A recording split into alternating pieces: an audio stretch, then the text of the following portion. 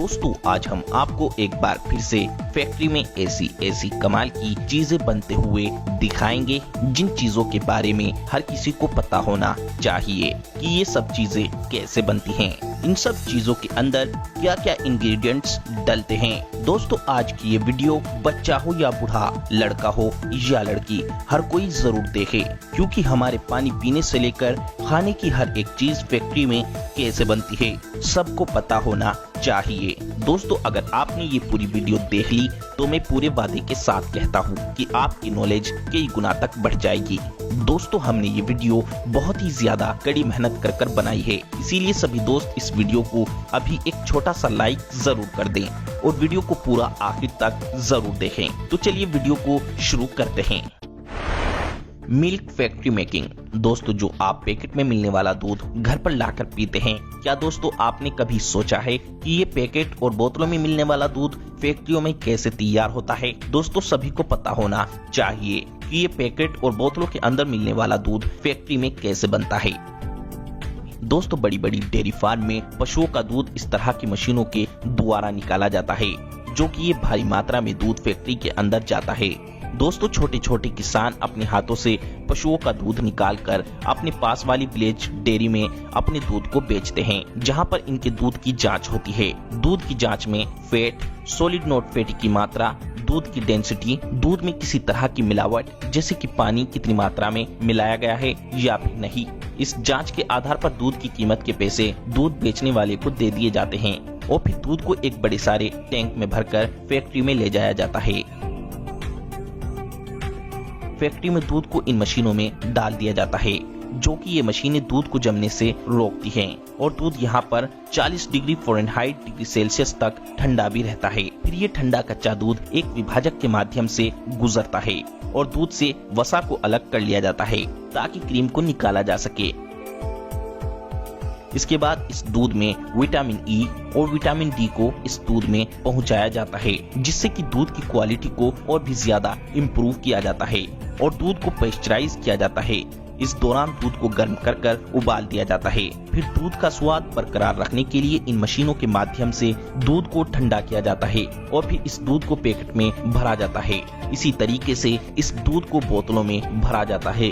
फिर इस दूध को अच्छी तरह पैक कर मार्केट में सप्लाई किया जाता है।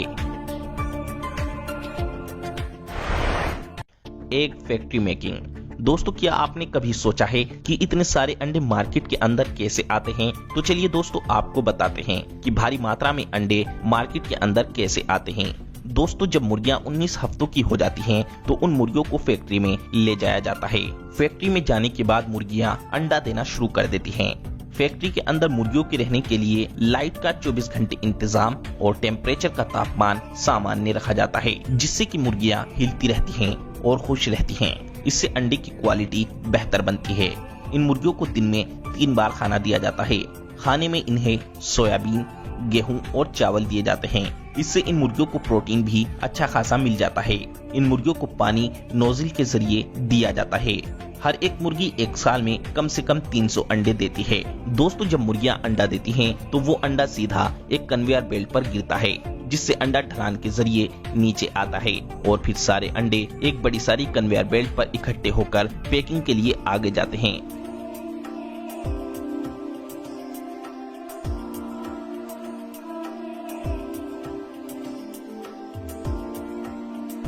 यहाँ पर ये ऑटोमेटिक मशीन इन अंडों को उठाकर बड़ी ही फिनिशिंग के साथ में अंडों की ट्रे में भर देती है और फिर इन अंडों को मार्केट में भेज दिया जाता है।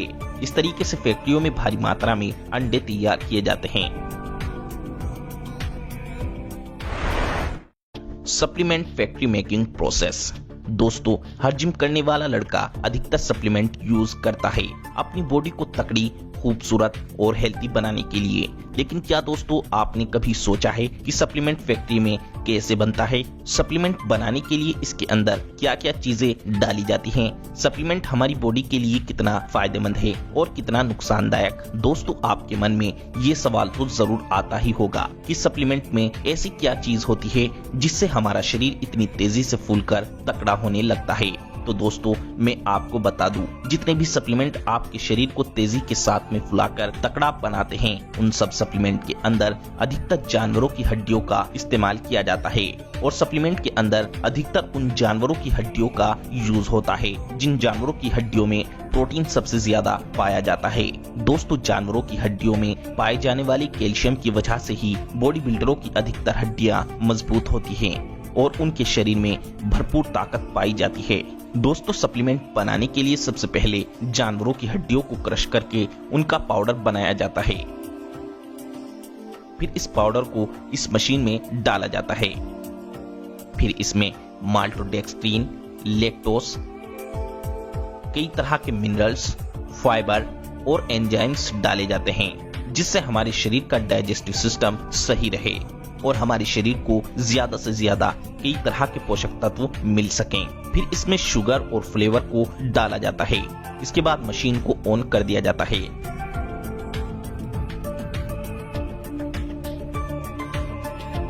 और कुछ देर के बाद सप्लीमेंट पाउडर तैयार हो जाता है। फिर इस सप्लीमेंट पाउडर की लैब में जांच की जाती है।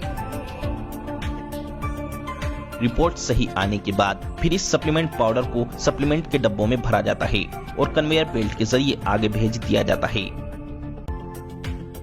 फिर सप्लीमेंट के डब्बों में स्पून को डाला जाता है और आगे भेजकर फिर इनके ऊपर ढक्कन लगाए जाते हैं।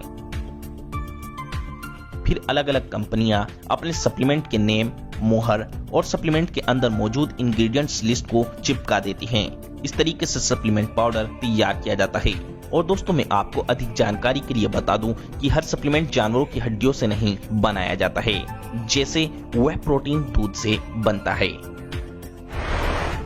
घी मेकिंग फैक्ट्री। दोस्तों आप जो भी मार्केट से मिलने वाले घी का इस्तेमाल करते हैं, क्या आपको पता है वो घी फैक्ट्रियों में कैसे बनाया जाता है?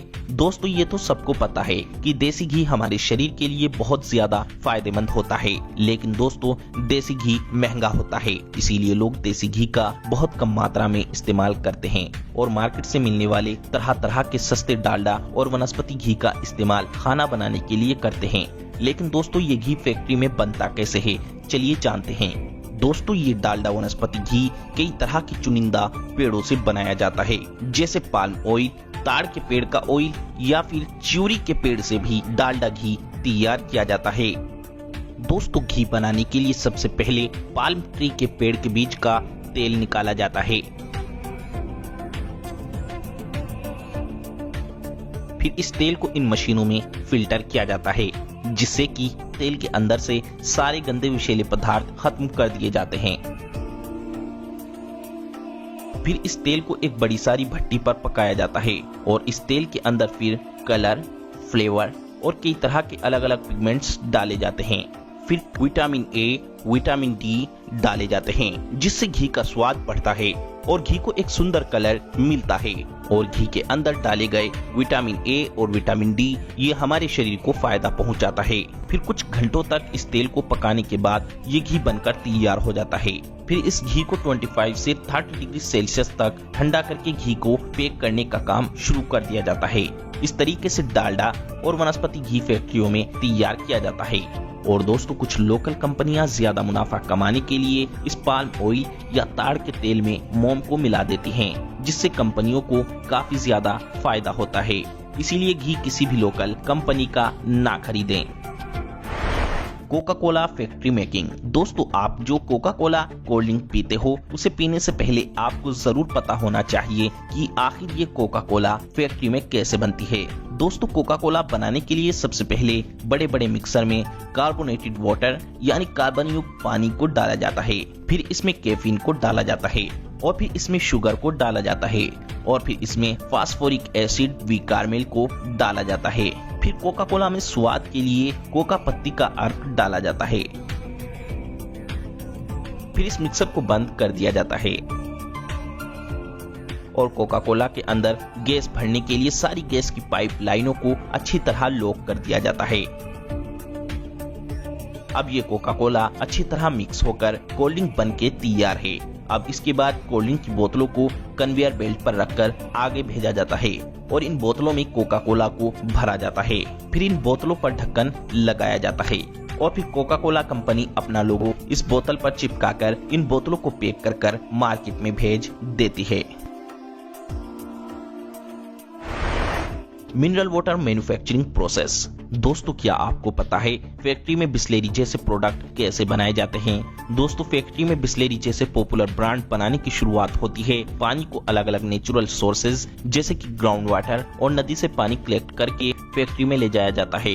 इसके बाद पानी का ओजोनाइजेशन किया जाता है, जिससे इस प्रक्रिया में कच्चे पानी के माइक्रो बैक्टीरिया मर जाते हैं। फिर पानी को सैंड और कार्बन फिल्ट्रेशन की प्रक्रिया से गुजारा जाता है, जिससे इस प्रक्रिया में पानी के अंदर से रेत और हर तरह के धूल के कण निकल जाते हैं। फिर पानी को रिवर्स ओस्मोसिस प्रक्रिया से गुजारा जाता है। यहाँ पानी के अंदर से लवण, खनिज और नमक को निकाल दिया जाता है। फिर पानी को मिनरलाइजेशन किया जाता है।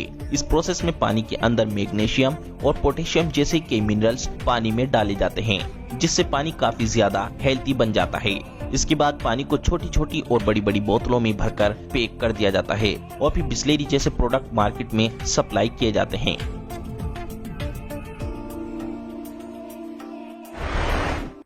Coconut oil factory making.